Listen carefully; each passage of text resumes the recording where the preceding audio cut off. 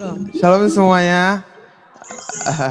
Puji Tuhan, saya berterima kasih yang pertama kepada Tuhan Yesus karena saya masih bisa ada di tempat ini, saya masih bisa diberikan kesempatan, dan kepada Bapak dan Ibu Gembala, selaku orang tua saya yang sudah bisa memberikan saya kesempatan saya bisa sharing pada hari ini. Oke, Bapak Ibu, jadi saya mengambil tema yang berjudul Standar Hidup Orang Percaya. Bapak Ibu ada yang tahu apa itu standar? Standar, apa itu standar? Bukan standar motor ya Bapak Ibu. Standar itu sebuah ukuran atau patokan yang digunakan untuk menentukan suatu hal. Jadi standar itu sebuah ukuran atau patokan yang digunakan agar kita bisa menentukan suatu hal. Itu layak apa tidak.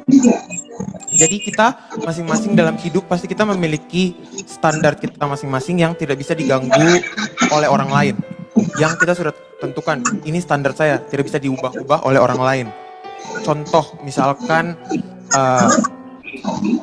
misalkan standar, saya tidak akan membeli, misalkan contoh saya aja ya, saya pakai contoh diri saya sendiri, misalkan saya tidak akan membeli barang yang bukan kebutuhan primer ataupun yang sekunder, maksudnya kebutuhan yang untuk menunjang hidup saya. Itu, jadi kebutuhan dan keinginan bisa dipisahkan. Tetapi seiring berjalannya waktu, misalkan kita dari teman-teman atau dari lingkungan kita, atau bahkan sekarang apalagi media sosial, itu banyak yang bisa disebut influencer. Nah, influencer apa mereka? Mereka menginfluence, akhirnya mereka memberi dampak. Kalau misalkan mereka memberi dampaknya yang bagus, yang akhirnya, apalagi misalkan kan influencer, ada juga yang influencer rohani, itu memberikan dampak, kita juga bisa bertumbuh dalam rohani Bapak Ibu. Sedangkan kalau misalkan kita dapat influence-nya yang buruk, itu bisa membuat kita semakin buruk lagi. Jadi standar-standar kita misalkan yang sudah ada, yang sudah bagus, akhirnya kita terinfluence dari media sosial, akhirnya kita standarnya bisa berubah juga Bapak Ibu. Oleh karena itu, contohnya kita memiliki standar seperti tadi ya, saya lanjut yang kebutuhan dan keinginan. Itu, misalkan kita terinfluence dari orang-orang yang dari media sosial atau dari lingkungan sosial kita terinfluence. Misalkan awalnya kita cuma lihat-lihat aja nih di online, di Instagram, atau Bapak Ibu ada yang di sini masih main Facebook? Ada yang masih main Facebook, ada yang Facebook juga, atau enggak Instagram, atau kadang juga di grup-grup WhatsApp, atau enggak di grup WhatsApp keluarga, itu kan biasa kayak foto baju baru. Kadang kalau acara-acara gede atau acara-acara Natal itu kan baju baru, kadang handphone baru, kadang rambut baru juga ada gitu kan Bapak Ibu ya, buat acara-acara. Nah itu kan kalau misalkan kita lihat dan kita tidak kuat iman, kita bisa terpengaruh, kita ikut-ikutan juga. Nah itu standar kita akhirnya terpengaruh oleh orang lain. Nah itu yang tidak boleh, karena Tuhan mau kita menyesuaikan diri kita sesuai dengan kehendak Tuhan, standar Tuhan. Apa sih yang Tuhan mau taruh dalam hidup kita? Standar apa yang Tuhan mau agar kita sesuai dengan kehendak Tuhan. Contoh lain Bapak Ibu, istilah ini FOMO. Bapak Ibu tahu FOMO?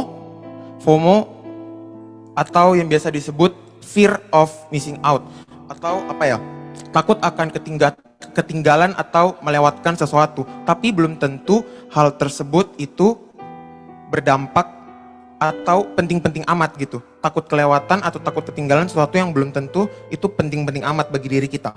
Contoh yang lagi panas, yang lagi hot sekarang itu barusan minggu lalu hari Sabtu dan hari Minggu itu kan Bapak Ibu tahu Blackpink ya? Ya, minggu lalu itu kan ada konser Blackpink di Jakarta. Itu ada girl group itu ya, pokoknya girl group dari Korea datanglah konser di Jakarta, itu pakai stadion GBK, ada sekitar 70.000 penonton dalam satu hari. Nah, saya baca di Instagram, ada orang, itu tiketnya kan nggak murah ya Bapak Ibu, itu satu tiket itu bisa sekitar yang minimalnya 3 komaan ke atas, itu lumayan lah. Bisa ada yang 3 koma, ada yang paling murah itu 1 komaan, tapi itu lumayan buat kita makan seminggu, atau mungkin ada kalau irit-irit banget bisa sampai 1 bulan itu. Nah, sedangkan kalau orang-orang yang saya lihat yang di Instagram itu, mereka tidak tahu-tahu amat tentang grup itu. Jadi kayak dia cuma tahu Blackpink itu grup ini grup penyanyi terus mereka dance. Nah mereka cuma datang untuk mereka update status ini, FOMO ini. Jadi menurut saya standar ini kalau misalkan orang dia taruh dalam hidupnya FOMO, akhirnya bisa berdampak negatif bagi kesehatan mentalnya. Karena kalau misalkan dia rasa, aduh aku nggak bisa datang ke acara ini, aku nggak bisa ikut atau nggak update status. Jadi yang nomor satu tuh kenapa dia mau FOMO, karena yang saya karena dia mau diakui. Dia butuh pengakuan dari seseorang. Padahal kita pengakuan dari Tuhan sudah cukup Bapak Ibu. Amin. Iya, kita tidak butuh pengakuan dari manusia, kita hanya butuh pengakuan dari Tuhan. Jadi oleh karena itu bagaimana kita memiliki standar yang berkenan dengan Tuhan? Poin pertama, kita harus mengikuti buku panduan, buku pedoman atau enggak guidance book kita yang sudah diberikan oleh Tuhan ke dalam hidup kita. Kita masing-masing hidup di dunia ini, kita sudah mendapatkan buku panduan kita. Apa itu Bapak Ibu? Alkitab. Betul ya? Alkitab zaman dulu kan pakai buku tebal kita bawa kemana-mana, atau enggak kalau dari cerita Pastor Luther, buku Alkitabnya diisi di tas kantong di pinggang, dibawa kemana-mana. Tapi sekarang kita sudah punya handphone. Iya kan Bapak Ibu, kita bisa buka dari handphone gitu. Contoh, ketika kita memiliki barang yang bisa dibongkar pasang, dirakit. Misalkan saya dulu punya mainan Lego. Lego itu kita ada buku, kayak buku kecil gitu supaya gimana aturannya kita bisa pasang, susun, akhirnya jadi. Kalau misalkan apalagi ya selain Lego, lemari. Oh iya kemarin, waktu saya ada pesan lemari di rumah, itu mas-masnya yang datang itu kan dia kayak keluarkan buku panduannya itu, jadi kayak ada susunan untuk pasang ini, pasang. Sama aja dengan kita hidup kita. Yang memberikan hidup kita kan Tuhan. Jadi pasti Tuhan sudah memberikan buku panduannya gimana caranya kita dalam menjalani hidup ini Bapak Ibu, betul kan? Di Roma 12 ayat 2, kita buka dulu di ayatnya di Roma 12 ayat 2. Roma 12 ayat 2. Janganlah kamu menjadi serupa dengan dunia ini, tetapi berubahlah oleh pembaharuan budimu, sehingga kamu dapat membedakan manakah kehendak Allah, apa yang baik, yang berkenan kepada Allah, dan yang sempurna. Ini Bapak Ibu. Janganlah kamu menjadi serupa dengan dunia ini. Jangan kita ikut standar dunia. Tetapi kita harus berubah oleh pembaruan budi. Bagaimana caranya? Ya kita ikut buku panduan yang kita diberikan oleh Tuhan. Kita baca Alkitab setiap hari, kita merenungkan firman Tuhan. Gak cuma dibaca, direnungkan, tapi kita harus lakukan juga Bapak Ibu. Karena kalau kita cuma baca dan kita renungkan, tapi kita tidak melakukannya, sama dengan itu. Setan. Iya itu Bapak Ibu ya. Di Mazmur 119 ayat 105. Mazmur 119 ayat 105 berbunyi, firman-Mu adalah pelita bagi kakiku dan terang bagi jalanku. Firman-Mu. Ditegaskan kan firman-Mu. Ya udah, Alkitab yang sudah diberikan oleh Tuhan kepada kita menjadi pedoman lagi, karena menjadi pelita dan menjadi terang buat jalan kita. Gitu. Di 2 Timotius 3 ayat 16 sampai 17. Segala tulisan yang diilhamkan Allah memang bermanfaat untuk mengajar, untuk menyatakan kesalahan, untuk memperbaiki kelakuan, dan untuk mendidik orang dalam kebenaran. Ini, segala tulisan yang diilhamkan Allah memang bermanfaat untuk mengajar. Itu kan Bapak Ibu, buku panduan kita digunakan untuk mengajar, menyatakan kesalahan, untuk menegur kita juga, untuk memperbaiki kelakuan, sekaligus itu tadi, menegur, dan untuk mendidik orang dalam kebenaran. Ayat 17. Dengan demikian, tiap-tiap manusia kepunyaan Allah diperlengkapi untuk setiap perbuatan baik. Tuh, untuk demikian tiap-tiap manusia kepunyaan Allah diperlengkapi untuk setiap perbuatan baik. Manusia kepunyaan Allah. Dia, kita semua yang hadir di tempat ini adalah manusia kepunyaan Allah. Dan kita sudah diperlengkapi dengan firman Tuhan yang telah diberikan oleh Tuhan Bapak Ibu. Amin. Poin selanjutnya. Yang kedua. jangan terpengaruh oleh standar dunia. Ini Bapak Ibu, jangan terpengaruh oleh standar dunia. Contoh kisah di Alkitab yang terkenal kita sudah tahu itu Daniel dan kawan-kawan, DKK, Daniel DKK, Sadrak, Mesak, dan Abednego. Jadi ketika zaman pemerintahan Raja Nebukadnezar dan Raja Darius, nah Raja Nebukadnezar memberikan perintah bahwa semua orang yang di bawah pemerintahannya itu harus, sampai pejabat-pejabatnya juga harus menyembah kepada patung yang didirikan oleh Raja Nebukadnezar dan harus makan makanan yang ada di atas meja raja. Gitu. Tapi Daniel dan kawan-kawannya ini, mereka tetap, itu perintah yang diberikan oleh Raja Nebukadnezar adalah contoh standar dunia di zaman sekarang ya Bapak Ibu. Tapi itu di zaman dulu punya standar dunianya itu karena ditentukan oleh pemerintah. Kalau mereka tidak melakukannya, mereka akan diberi hukuman. Sedangkan Daniel dan kawan-kawannya, mereka tidak mengikuti itu. Mereka tetap berpegang kepada standar yang mereka punya, standar dari Tuhan, yaitu mereka tidak menyembah kepada patung, mereka tidak menyembah kepada berhala, dan mereka tidak makan makanan yang disediakan oleh raja. Akhirnya di zaman Raja Nebukadnezar, akhirnya Sadrak, Mesak, dan Abednego mereka dilemparkan ke dalam lautan api. Bukan lautan api. Lautan api itu apa Bapak Ibu? Bandung, sorry ya. Itu di lagunya Halo Halo Bandung, itu lautan api. Di perapian yang menyala-nyala, sorry. Ya, itu. Dapur api, sorry Bapak Ibu, dapur api. Itu mereka dilemparkan ke dalam dapur api. Tapi karena mereka tetap berpegang teguh pada standar yang diberikan oleh Tuhan, mereka tidak kenapa-napa. Rambutnya pun sampai tidak tercium terbakar. Mereka tidak, sama sekali tidak kenapa-kenapa. Mereka keluar, kayak mereka cuma berjalan-jalan di dalam dapur api itu, mereka jalan-jalan dan mereka tidak kenapa-kenapa. Sedangkan waktu Daniel, tapi kenapa di Alkitab itu tidak tertulis pada zaman Nebukadnezar, Daniel tidak dijebloskan juga ke dalam dapur api. Lanjut dulu. Nanti pas di zaman Raja Darius, waktu zaman Raja Darius itu, akhirnya Daniel, saat teman-temannya menyembah kepada patung, bukan Sadrak, Mesak, Abednego ya, tapi teman-teman yang lain, teman-teman sepemerintahannya Daniel, mereka kan menyembah patung, mereka makan-makan raja, tapi mereka karena iri melihat Daniel dengan kesuksesannya. Kenapa kayak dia ini? Karena Daniel tetap berpegang teguh pada standarnya. Dia tetap menyembah Tuhan, dia tetap tidak makan makanan yang diberikan oleh raja, dia tetap mempunyai mezbah pribadi. Dia naik ke menara kan Bapak Ibu. Terus teman-temannya melihat bahwa Daniel ini dia tidak taat kepada raja. Akhirnya teman-temannya berinisiatif untuk mereka laporkanlah Daniel kepada raja ini, Raja Darius. Akhirnya dia dilemparkan ke dalam gua singa. Tapi kenapa? Daniel di dalam gua singa kan kita tahu kalau dia tidak kenapa-kenapa. Akhirnya dia keluar dari gua singa aman-aman aja Bapak Ibu. Lalu sampai akhirnya raja melihat bahwa oh iya Tuhannya Daniel ini berkuasa. Akhirnya sampai raja menentukan bahwa tidak ada Tuhan, tidak boleh ada orang yang menyembah Tuhan selain Tuhannya Daniel. Betul kan Bapak Ibu? Akhirnya sudah teman-temannya Daniel yang tadi yang menuduh Daniel itu akhirnya mereka dilemparkan ke gua singa.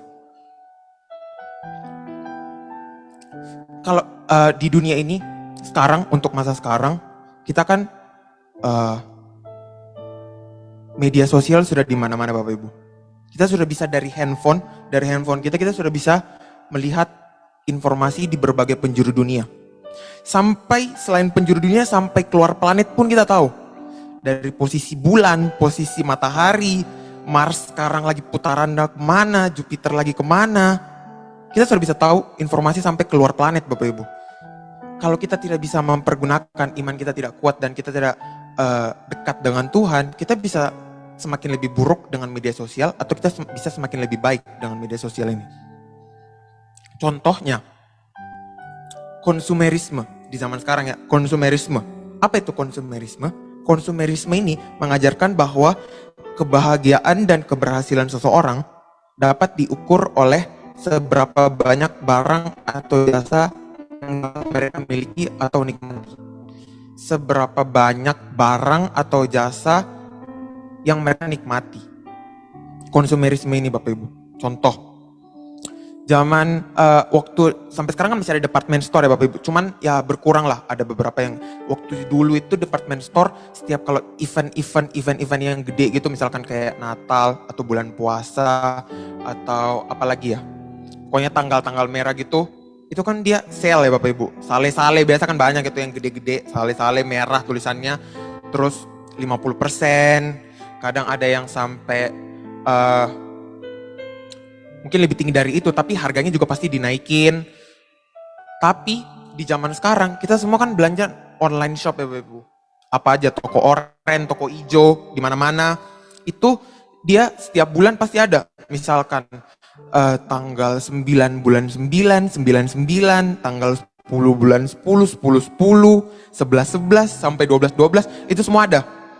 Nah, awalnya nih kita cuma lihat, kita cuma beli misalkan sedikit aja, beli satu atau enggak. Ada saya punya temen, dia masukin ke keranjang nih Bapak Ibu. Dia masukin satu barang ke keranjang. Nanti aja dibelinya. Ini contoh konsumerisme ini. Awalnya begitu doang nih. Satu barang saya masukin lah ke keranjang, masukin, tambah. Akhirnya keranjangnya udah 99 plus gitu Bapak Ibu. Udah full. Kalau keranjang yang asli itu udah nggak muat. Tapi karena keranjang online itu masih muat-muat aja Bapak Ibu, bisa masuk gitu. Akhirnya sampai mungkin barang di dalam keranjangnya itu sudah sold out juga, malah ada yang sudah expired. Nah, akhirnya ketika pas flash sale-nya ini sudah ada kayak diskonnya, akhirnya dia coba beli. Dia beli dulu pertama satu kan. Ini kayak kebutuhan dan keinginan. Kayak dia bilang, coba nggak apa-apa, keinginan reward lah untuk diri saya sudah bekerja keras, saya dapat bonus dari bos atau bagaimana. Akhirnya saya coba belilah satu barang dulu, satu barang. Tapi sedikit demi sedikit lama-lama menjadi bukit Bapak Ibu. Begitu. Jadi akhirnya kebutuhan yang awalnya kita bisa bedain kebutuhan dan keinginan, lama-lama semuanya jadi kebutuhan. Jadi semua mau dibeli, itu saya butuh itu padahal sebenarnya ada. Padahal kan, HP ku mau ganti aja kayaknya. HP ku mau ganti kayaknya HP ku ini udah rusak padahal masih aman-aman aja sebenarnya gitu. Akhirnya ya udah beli, padahal uangnya mungkin pas-pasan atau nggak sampai, nyicil gitu kan. Sekarang kan pay-later di mana-mana. Jadi itu konsumerisme, tidak boleh, kita tidak boleh konsumerisme Bapak Ibu. Saya yakin di tempat ini yang hadir tidak ada yang konsumerisme. Amin. Iya, oke. Kalau kita terpengaruh oleh standar konsumerisme ini, kita akan menghabiskan atau menghalalkan segala cara untuk mendapatkan apa yang kita inginkan. Gak cuma dengan barang, dengan posisi, dengan apa lagi ya. Pokoknya hal yang kita inginkan, yang misalkan kita harus butuh proses untuk mendapatkan itu, jalani saja prosesnya, jangan lewat yang instan. Soalnya segala sesuatu yang didapatkan dengan instan, hilangnya juga instan. Beda dengan proses yang step by step sampai ke tempat itu. Pasti akan bertahan lebih lama sedangkan daripada yang kita dapatkan instan, gitu. Karena kalau misalkan kita mendapatkan apa yang kita inginkan, seperti tadi yang saya bilang, itu maka keinginan akan melebihi kebutuhan dan semuanya jadi kebutuhan. Tidak ada bisa dibedakan kebutuhan dan keinginan. Contoh lainnya, kesuksesan materi. Ini, kesuksesan materi itu di mana ketika seseorang mencapai kekayaan atau status sosial tertentu, baru bisa dibilang sukses dan akhirnya dihargai dalam masyarakat. Kalau orang dulu bilangnya sudah jadi orang.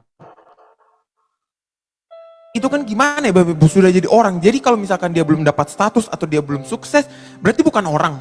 Hantu? Bukan kan Bapak Ibu. Itu kan kita semua di mata Tuhan kan sama. Kita kan semua diciptakan dari tanah. Bukan tanah liat. Kalau tanah liat itu jadinya batu bata Bapak Ibu ya. Diciptakan kita semua dari debu Bapak Ibu. Bapak Ibu pernah pegang debu kan, debu tanah itu ditiup hilang. Kita semua sama Bapak Ibu, debu tanah. Kita semua debu tanah.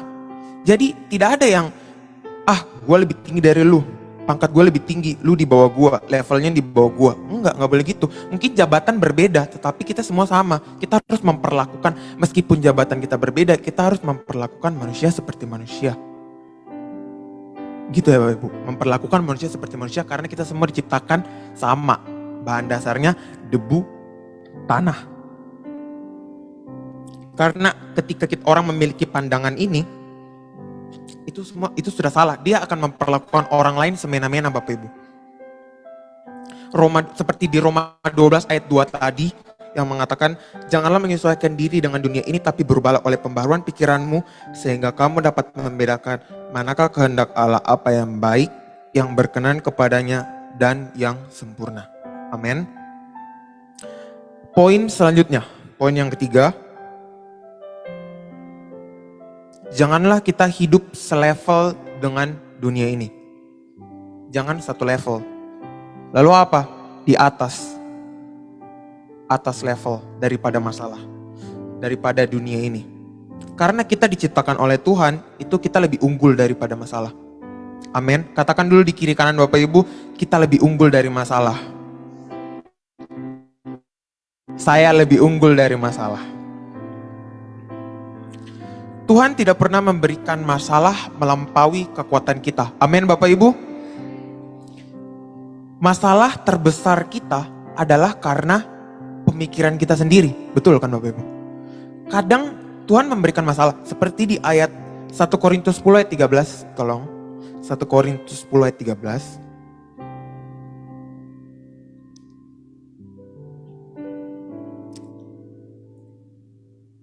1 Korintus 10 ayat 13.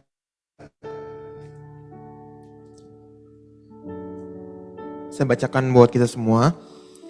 Tidak ada pencobaan yang menimpa kamu selain yang biasa dialami manusia. Dan Allah setia, Dia tidak akan membiarkan kamu dicobai melebihi kekuatanmu. Amin. Tetapi pada waktu pencobaan itu datang, Ia akan memberikan jalan keluar sehingga kamu dapat menanggungnya. Itu Bapak Ibu. Jadi sejak awal kita diciptakan oleh Tuhan itu, kita tidak selevel dengan masalah. Yang membuat kita selevel dengan masalah adalah pikiran kita sendiri. Misalnya nih, depan kita ada masalah nih. Tapi kita udah berpikir duluan. Kita sudah lihat nih masalahnya. Gimana ya lewatin masalahnya?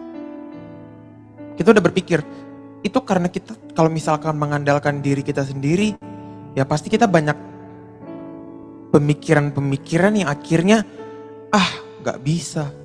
Ujung-ujungnya pasti gak bisa. Kecuali kalau kita mengandalkan Tuhan, kita berharap, kita percaya, kita baca ayat ini Bapak Ibu. Tidak ada pencobaan yang menimpa kamu selain yang biasa dialami manusia. Dan Allah setia, Dia tidak akan membiarkan kamu dicobai melebihi kekuatanmu. Tetapi pada waktu pencobaan itu datang, Ia akan memberikan jalan keluar. Pencobaan pasti ada, karena kalau kita jalan terus, cuman di jalan tol. Jalan tol juga kadang macet Bapak Ibu, apalagi di Jakarta. Parah, jalan tolnya lebih macet daripada jalan biasa kadang. Jadi, bagaimana caranya? Kita harus mengendalikan. Masalah ada eksternal dan internal. Eksternal ya, yang kita tidak bisa kendalikan dari lingkungan sekitar. Caranya kita kendalikan gimana? Kita kendalikan internal kita. Pemikiran kita, jangan overthinking. Itu ya Bapak Ibu, jangan overthinking. Kita kendalikan pemikiran kita. Kalau misalkan kita lihat masalah, kita fokus kepada Tuhan, pemikiran kita jangan ke masalahnya. Pemikiran kita ke Tuhan. Karena Tuhan sudah bilang di Alkitab, waktu pencobaan itu datang, Ia akan memberikan jalan keluar. Sehingga kamu dapat menanggungnya. Ketika kita jalan terus, misalkan dalam hidup kita terus jalan aja. Ketika kita ada masalah, kita memandang ke atas, ke Tuhan. Maka kalau kita lihat ke atas, masalahnya kan di bawah. Jangan kita jalan terus kita nggak lihat ke bawah. Itu juga salah Bapak Ibu, nanti tabrak tembok, tabrak tiang, benjol. Jangan gitu. Maksudnya kita lihat ke atas itu, kita berserah kepada Tuhan, pemikiran kita yang ke atas. Kita lihat ke pemikiran Tuhan, bahwa Tuhan sudah menegaskan di dalam Alkitab tadi, di ayat yang tadi, bahwa tidak ada masalah yang tidak dapat kita tanggung, tidak ada masalah yang melebihi kekuatan kita, dan Tuhan akan memberikan jawaban dan cara bagaimana kita menanggung masalah tersebut. Amin Bapak Ibu. Jangan juga kita berpikir dalam masalah seperti tadi yang itu, saya bilang overthinking itu, jangan kita overthinking. Pikiran kita selaraskan dengan pikiran Tuhan, maka kita bisa melewati setiap masalah yang ada di hidup kita. Yesaya 59 ayat 19 di King James Version. So shall they fear the name of the Lord from the west, and his glory from the rising of the sun. When the enemy shall come in like a flood, the Spirit of the Lord shall lift up a standard against him. When the enemy shall come in like a flood, the Spirit of the Lord shall lift up a standard against him.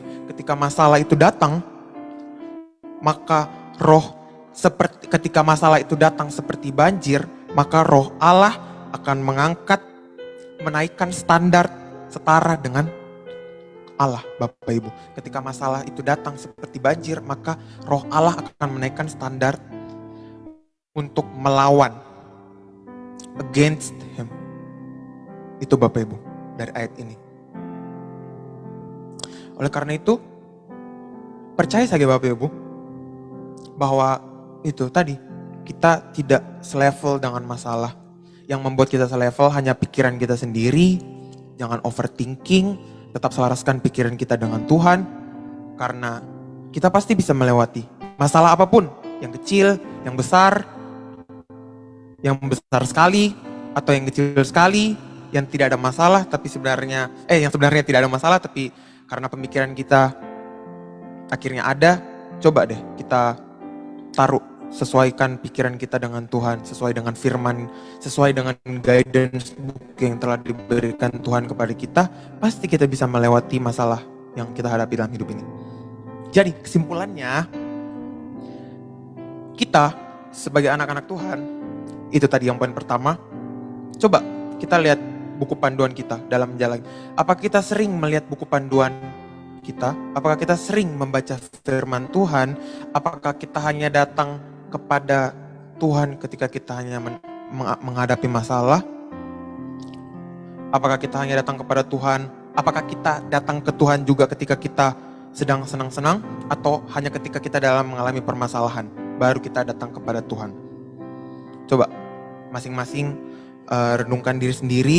Lalu ketika kita sudah membaca guidance book kita, ketika kita sudah membaca buku pedoman kita, jangan kita mengikuti standar dunia ini, tapi kita berpegang kepada standar yang Tuhan berkehendak di dalam hidup kita. Dan jangan kita selevel dengan masalah yang ada di dunia ini. Coba Bapak Ibu, katakan dulu ke kanan kiri kita, ayo lakukan hidup sesuai dengan standar Tuhan. Hidup sesuai dengan standar Tuhan. Amin. Terima kasih, Tuhan Yesus memberkati.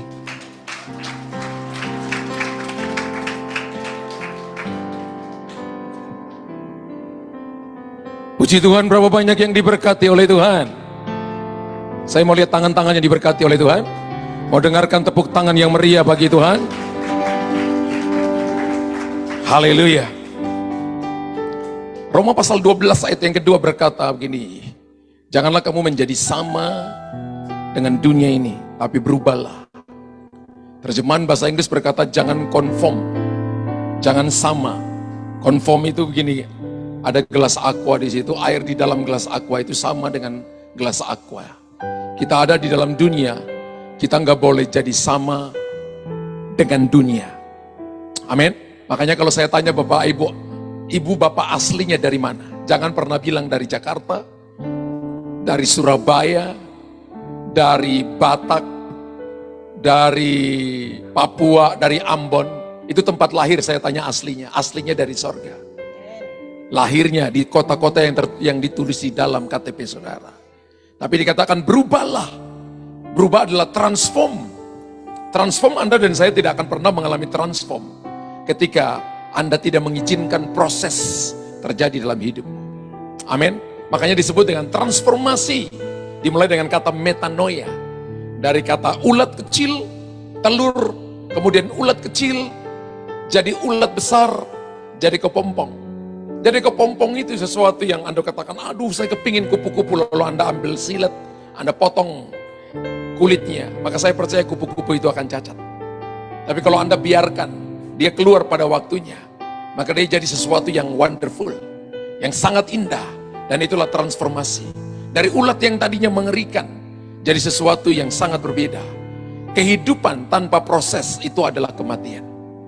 Dan tadi saya dapat sesuatu yang disampaikan oleh Kakak Kris, Bahwa kalau kita mau dapat sesuatu dengan instan, maka itu pun akan hilang juga dengan instan. Makanya Alkitab katakan begini, orang yang mengumpulkan sedikit demi sedikit lama-lama jadi kaya. Tapi orang yang mau jadi kaya, maka satu waktu yang mau jadi kaya dengan cepat, maka satu waktu dia akan terjerumus ke dalam lubang kebinasaan. Mau kaya raya, korupsi saja. Tapi satu waktu nanti, semua yang ada padamu akan disita ketika ketahuan oleh orang-orang yang punya otoritas di atas itu. Tapi kalau Bapak Ibu jujur, Bapak Ibu sedang investasi kehidupan, dan itu adalah standar. Ingat, standar dunia lebih rendah dari standar kerajaan Allah. Mana standar yang lebih tinggi? Mengampuni atau membenci? Dari muka Anda melihat saya beberapa lagi benci orang lain. Mana yang lebih tinggi? Memberi atau pelit medit? Dari muka Anda masih ada yang pelit dan medit. Tapi kita tahu standar paling tinggi. Kalau Anda lakukan standar paling tinggi, maka Anda dan saya tidak akan pernah menjadi miskin. Amin. Orang miskin itu bukan karena nggak ada punya uang. Hari-hari ini orang miskin karena nggak punya hati untuk mereka memberi. Kayalah, tapi kaya dalam kemurahan hati. Saudara tahu, seorang janda miskin itu gajinya satu hari karena upah pekerja harian 2 peser. 2 peser itu 1 dinar. Tapi ketika dia datang ke rumah Allah, dia memberi semuanya. Bukan masalah banyak atau sedikit, tapi respons karena cinta akan Tuhan. Orang cinta akan Tuhan itu punya standar lebih tinggi dari orang-orang yang sepertinya sekolah dengan kedudukan tinggi, punya prestasi, punya nama baik. Tapi saudara dengar baik-baik, standar Tuhan itu akan membuat Anda mengembalikan apa yang hilang di Taman Eden.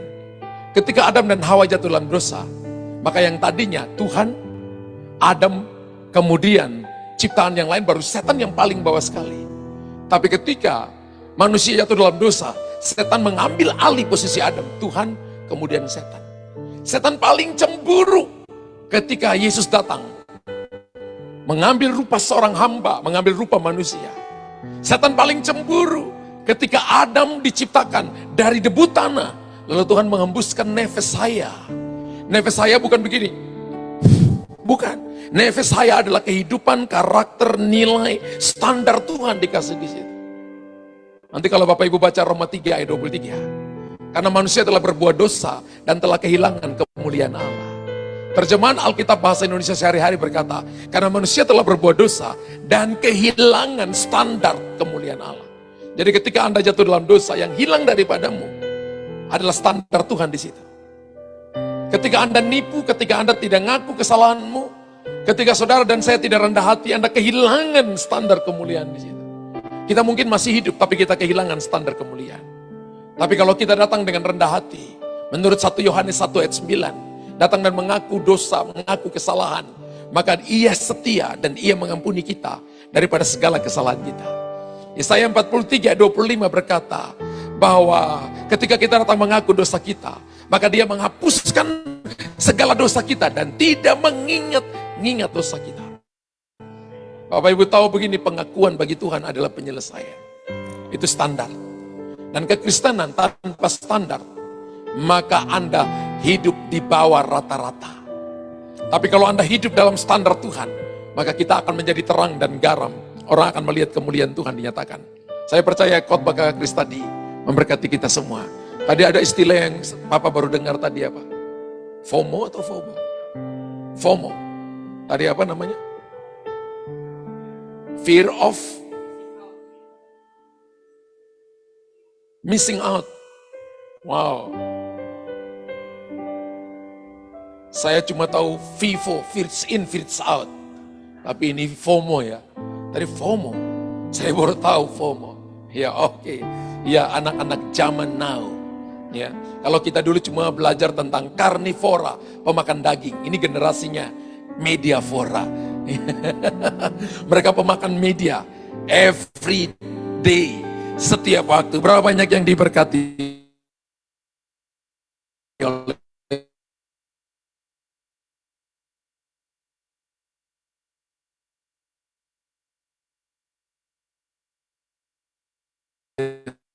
Tuhan. Puji Tuhan, puji Tuhan. Bapak Ibu bangkit berdiri. Kita merasanya saya hidup di bawah standar. Saya nggak punya waktu untuk baca firman. saya nggak punya waktu untuk berdoa. Anda sedang membiarkan hidupmu di bawah masalah. Harusnya kita hidup di atas masalah. Kalau orang maki saudara, jangan ikut maki orang itu. Kalau orang tipu saudara, jangan ikut tipu dia 10 kali. Anda sedang hidup selevel dengan masalah. Kalau orang berpikir jelek kepada saudara, jangan juga berpikir jelek untuk menjatuhkan dia. Anda hidup sama dengan apa kata dunia. Tapi ketika orang menyakiti Anda, naik ke level lebih tinggi, doakan dia, ampuni dia, dan tolong dia.